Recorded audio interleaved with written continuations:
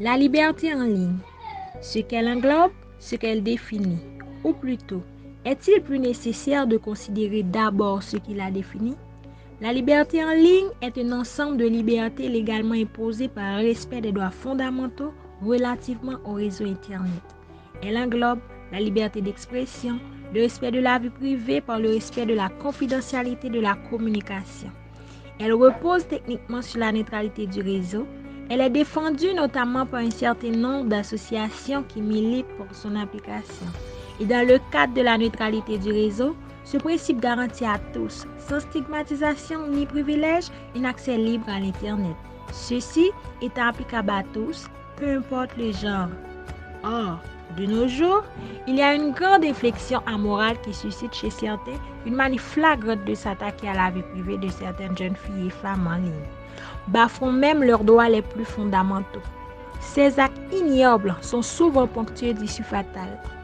Le 5 décembre 2016, Brandy Vela, une Américaine de 18 ans résidant au Texas, se suicide après plus d'un an de harcèlement divers sur Internet. Des photos d'elle publiées nues, des faux comptes, ainsi que des publications outrageantes à son sujet.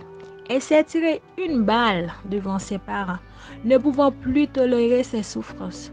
Tous les jours, sur les réseaux sociaux particulièrement, des jeunes filles sont souvent reprises de voler à cause de leur idéologie ou de leur position politique ou morale, ce qui se transforme systématiquement en cyberharcèlement. Des rapports avec le poids, la beauté, le mode de vie, etc. Chaque fait sont jugés à la loupe téméraire de certains internautes sans scrupules qui pourrissent la vie de ces jeunes filles. Il est à relever aussi des cas plus sensibles liés à l'identité du genre. Quoi qu'il en soit, la liberté en ligne, pour ce qu'elle englobe, est une liberté garantie par la législation de plusieurs pays et par la charte même de la Déclaration internationale des droits de l'homme.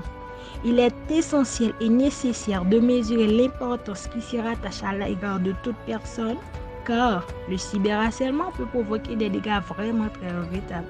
Il est d'autant plus attribué à chacun le droit et la liberté d'exprimer ses idéologies et ses différences dans le respect des valeurs intrinsèques de chacun en tant qu'humain.